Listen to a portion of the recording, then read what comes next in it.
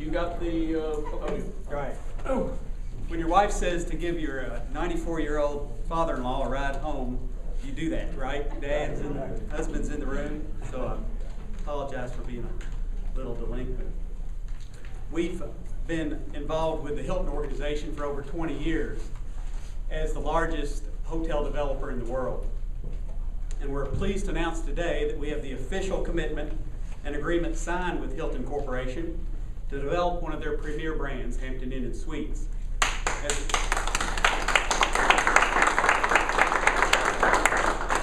As a matter of fact, this will be unique not only to Hilton, but to the hotel industry as a whole.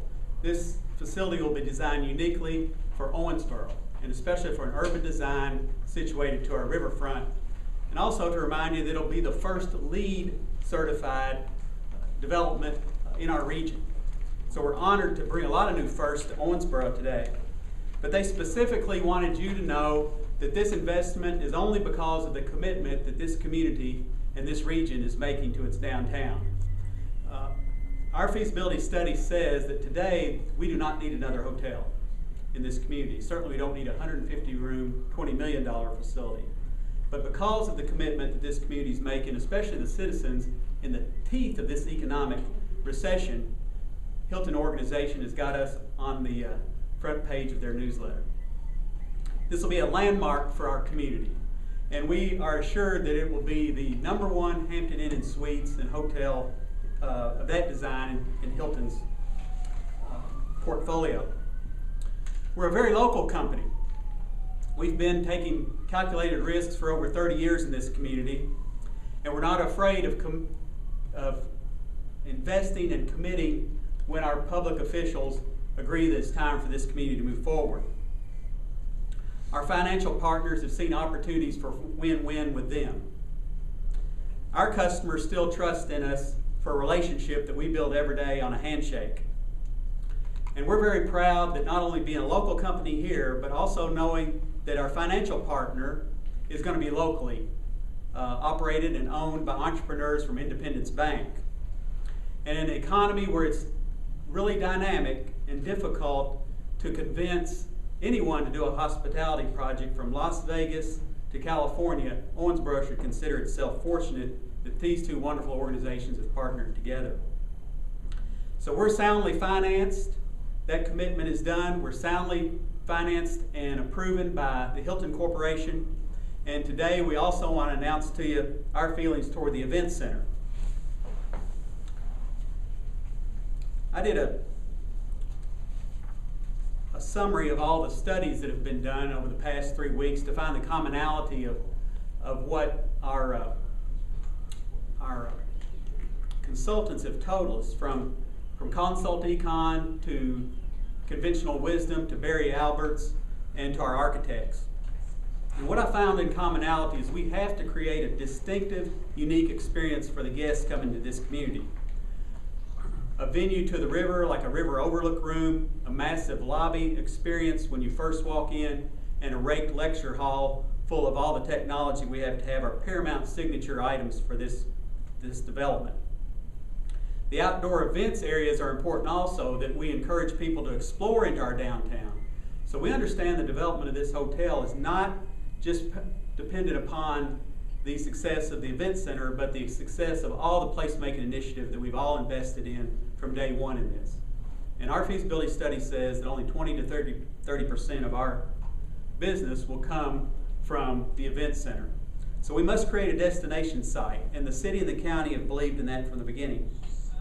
But after we finish with the facilities, our attention is going to need to paramountly turn toward the management of this facility, the marketing and merchandising of all of downtown.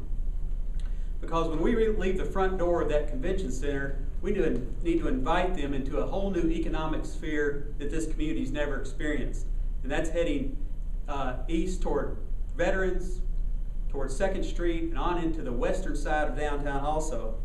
And we have to leverage the possibilities today with the private, the universities, our arts organizations, our schools.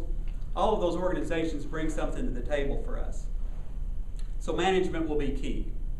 And it will include the entire community, all of us, whether it's a Convention and Visitors Bureau, a school, a private sector, arts organizations, and on, we must find a way to market and merchandise ourselves as one.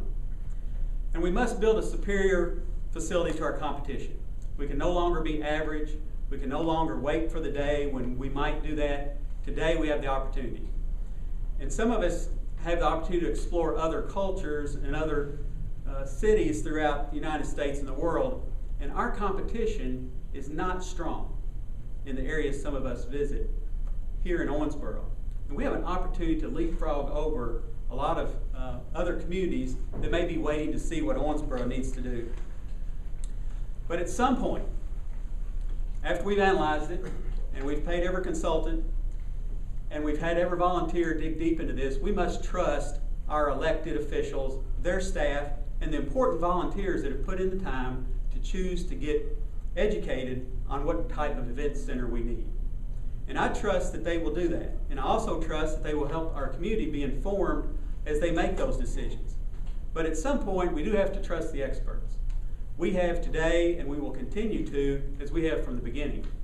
Independence Bank, if they're here, Mark, you want to make any comments on for your organization, be local? You know, I want to give this man a round of applause for the commitment that they are making to this community. And Malcolm, we've all read about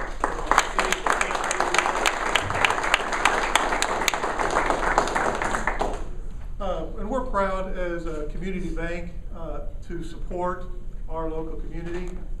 This has been a win-win situation for us and working with the city, county, and Malcolm.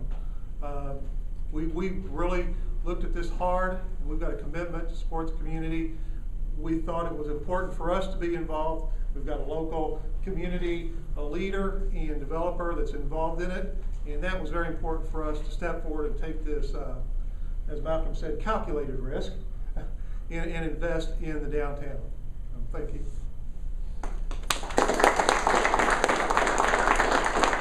Malcolm, I want to again tell you how much I appreciate the investment you are making in this downtown and this community, and the investment you've already made in the city of Owensboro.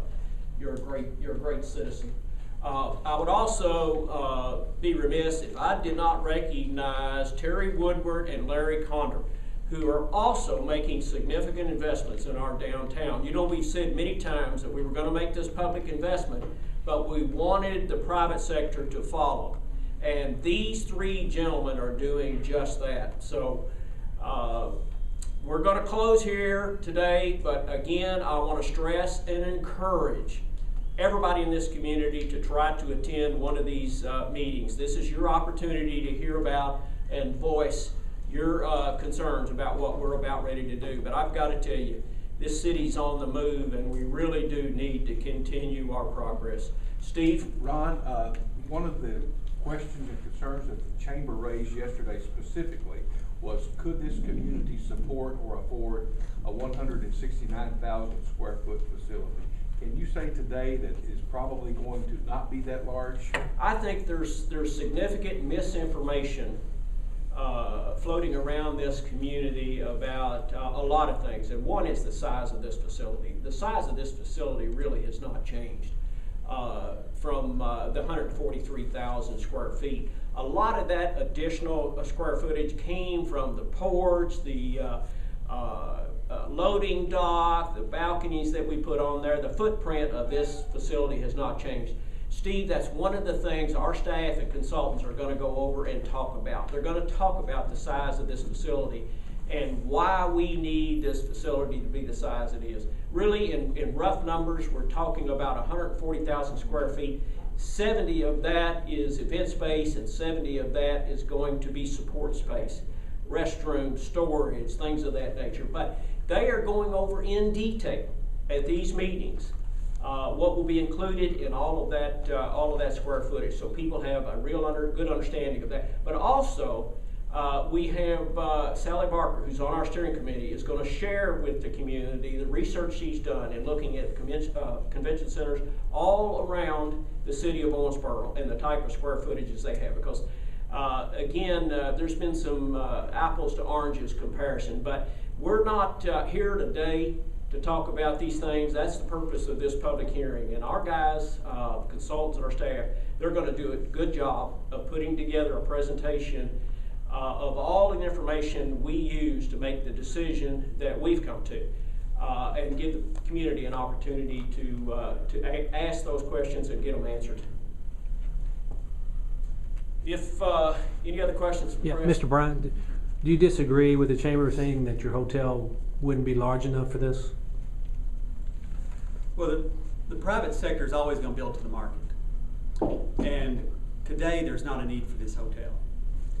It would be very irresponsible for me to comment how many rooms are needed when we don't know how we're going to manage this facility yet, what type of market we're going to bring in. So our feasibility study said to build what we are building with this kind of product, we're going to build a flagship institution that, number one, is going to make us unique.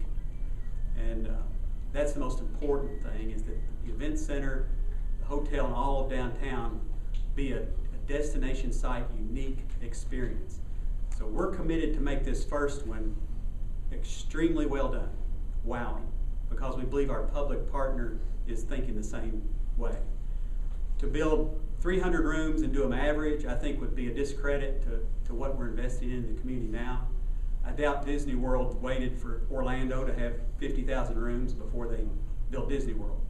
So it's that kind of parameter. The private side, all of us will follow exactly the standard that the public side lets us. Is there any timetable for when you're going to break ground for your hotels?